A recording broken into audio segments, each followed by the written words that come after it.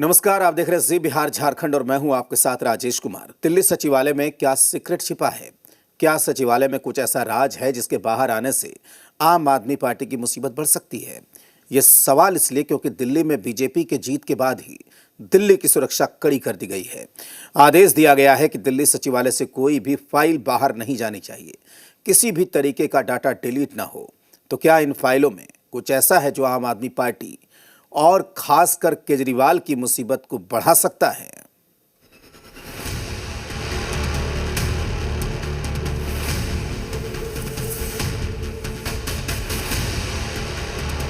मैं गारंटी दे रहा हूं, पहले विधानसभा सत्र में ही सीएजी की रिपोर्ट सदन में रखी जाएगी।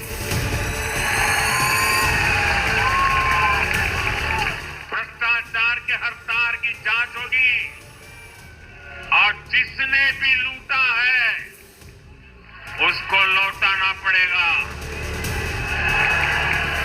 ये भी मोदी की गारंटी है। दिल्ली सचिवालय में आखिर क्या सीक्रेट छिपा है? किस फाइल से बढ़ने वाली है केजरीवाल की मुसीबत?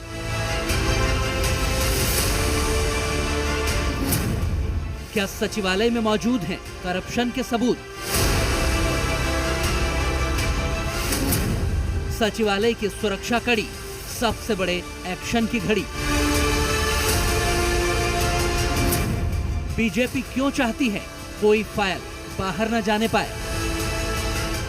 दरअसल ये सवाल इसीलिए उठ रहे हैं क्योंकि आम आदमी पार्टी की हार के बाद ही दिल्ली में एक्शन शुरू हो गया था।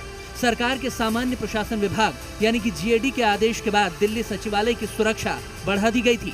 आदेश है कि परमिशन के बिना कोई भी फाइल बाहर न जाने पाए, कंप्यूटर और हार्डवेयर को संभाल कर रखा जाए, किसी भी कागजात से कोई छेड़छाड़ न हो सके, सचिवालय परिसर से डॉक्यूमेंट भी बाहर न जाने पाए। दिल्ली में सत्ता परिवर्तन के बाद इस आदेश के मायने क्या हैं, अब जरा उसे भी समझ लीजिए। दरअसल दिल्ली सचिवालय से कोई भी फाइल बिना अनुमति के बाहर जाने से रोकना सरकार के गठन के बाद सभी विभागों की फाइलें जाने से रोकने का मतलब है। सरकार के गठन के बाद सभी विभागों की फाइलें खंगाली जा सकती हैं। किन किन विभागों में करप्शन का खेल हुआ, इसकी जांच कराई जा सकती है। शराब घोटाले से जुड़े तार भी दिल्ली सचिवालय में खंगाले जा सकते हैं। शिक्षा विभाग से जुड़ी फाइलों की भी जांच हो सकती है।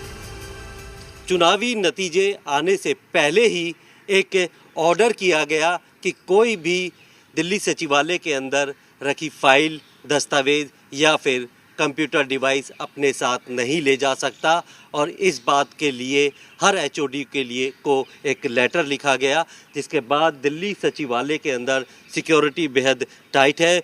24 घंटे यहाँ पर जो पुलिस है, सिक्योरिटी गार्ड्स हैं, वो यहाँ पर मौजूद रहते हैं क्योंकि अब सरकार बदलते ही जिस तरीके से बीजेपी के नेताओं ने ये दावा किया है और ये वादा किया है कि पहली कैबिनेट मीटिंग में एक एसआईटी बनाकर जितने भी घोटाले हुए हैं उनकी जांच की जाएगी। बीजेपी ने सत्ता में आने से पहले ही संकेत दे दिया था कि बीजेपी की सरकार आएगी तो दिल्ली में हुए करप्शन की जांच होगी। एसआईटी का गठन होगा और वो सारे काम होंगे जो भी उसमें कल्प्रिट होंगे, मगर इनके साथ साथ हमें बहुत सारे डेवलपमेंट के काम करने हैं। तो बहुत सारे काम करने हैं, जो हमने सारी बातें कही, सारी बातें पूरे करेंगे। लेकिन सवाल यह है कि आखिर करप्शन के खिलाफ लड़कर दिल्ली की सत्ता में पहुंचने वाली, 10 सालों तक दिल्ली पर राज करने वाली आम आदमी पार्टी और फिर खुद ही करप्शन के आरोपों में घिरने वाली पार्टी आज डरी हुई क्यों है? प्रधानमंत्री इस देश के बहुत बड़े नेता हैं, मैं उनके बारे में क्या कहूँगा। लेकिन ठीक है, अब तो उनके चारों तरफ सरकार है, यूपी में भी है, हरियाणा में भी है, दिल्ली में भी है, केंद्र में भी है। अब तो जो साहब करेंगे वो हम देखेंगे कितना आरोप लगा पाते हैं। इसके अलावा हम क्या कर सकते हैं? हम एक सकारात्मक भूमिका विपक्ष की निभाएंगे। दिल्ली सचिवालय में हलचल तो है ही, राजभवन में भी सियासी हलचल कम नहीं है। पहले मुख्यमंत्री आतिशी ने उपराज्यपाल से मिलकर अपना इस्तीफा सौंपा। उसके बाद दिल्ली सीएम की रेस में सबसे आगे चल रहे परवेश वर्मा तमाम अटकलों के बीच उपराज्यपाल के आवास पर पहुंच गए। परवेश वर्मा के अलावा कैलाश गहलोत और अरविंदर सिंह लवली भी उपराज्यपाल से मुलाकात करने गए थे। इसके अलावा नीरज बैसोया और राजकुमार चौहान भी उपराज्यपाल के हाउस पहुंचे। हालांकि इस मुलाकात के मायने क्या हैं, इस सवाल से पर्दा उठना अभी बाकी है। जो भी काम हमारे नेता डॉक्टर साहिब सिंह वर्मा जी के अधूरे रह गए थे, जो उनके सपने थे, वो सारे कामों को पूरा करेंगे। हमारे प्रधानमंत्री नरेंद्र मोदी जी के विजन को आगे बढ़ाएंगे, दिल्ली में लेकर आएंगे। बहुत सारे काम करने हैं, बहुत सारी चुनौतियां हैं। हालांकि दूसरे राज्यों में नई सरकार के गठन तक पुरानी सरकार के चहेते अफसर ही पदों पर बने रहते हैं, लेकिन दिल्ली की बात अलग है। यहाँ अफसर सीएम नहीं बल्कि एलजी के निर्देश पर काम करते हैं, लिहाजा आदेश में राजनीति देखी जा रही है।